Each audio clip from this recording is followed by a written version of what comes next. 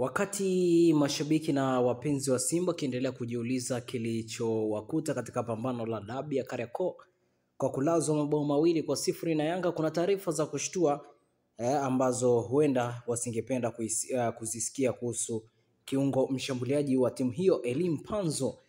Mpanzu ambaye ameibuka kuwa kipenzi cha mashabiki wa klabu hiyo kwa siku za hivi karibuni, inadaiwa kuwa anahesabu siku klabuni hapo kutokana na kunyemelewa na klabu ya tatu tofauti za Ulaya zilizoonyesha nia ya kumbeba kwa kiwango alichokionyesha msimu huu na uliomalizika pia kwa Simba kutoka Kapa kwa Tanzania bara. Vyanzo mbalimbali vimeripoti nyota huyo kwa sasa anahitajika na Brest FC inayoshiriki ligi 1 ya Ufaransa, KRC Genk ya Ubelgiji ambapo alikuwepo pia Samata akipiga kule, lakini sambamba na Malmo FF ya Sweden zilizoripotiwa kuvutiwa naye na zimeanza harakati za kuinasa saini yake. Sasa Mpanzu alitambulishwa Simba Septemba 30, 2024 akitokea AC Vita, klabu ya kwao DR Congo. Alichezea timu hiyo katika dirisha dogo la Januari 2025 baada ya kuchelewa kutokana na usajili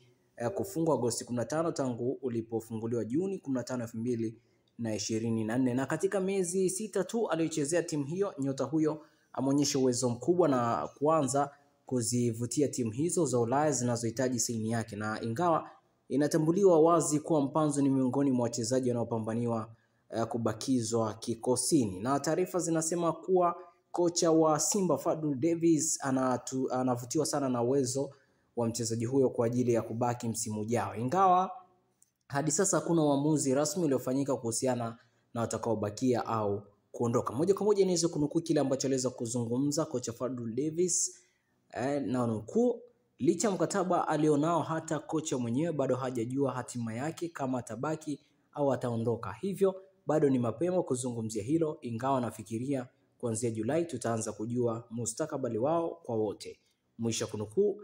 Alizungumza Fadlu Davis.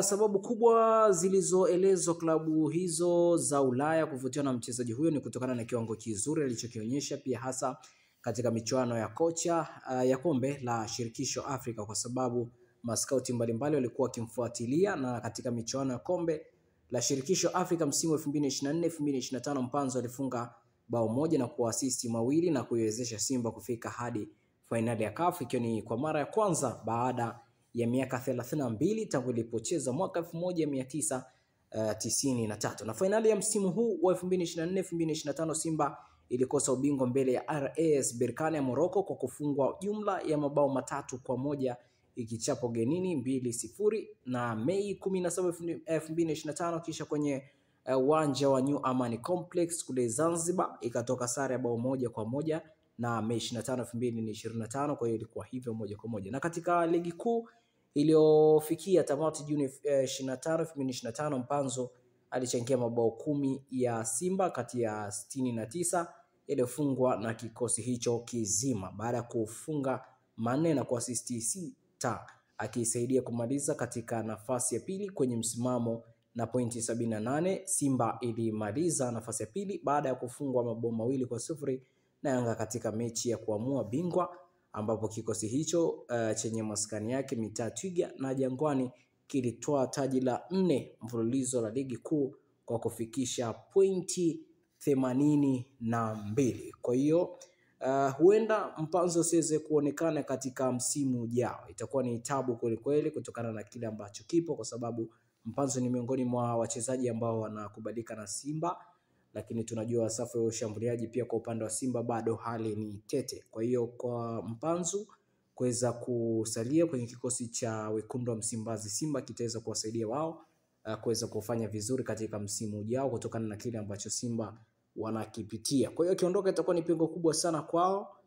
Tunaona hata upande wa pili, upande wa Jangwani pia walikuwa na wasiwasi wa kiungo huyu, lakini hatimaye ipo hivyo moja kwa moja. Nikutakie tu wakati mwema, usisahau kusubscribe, kulike, kushare na kucomment.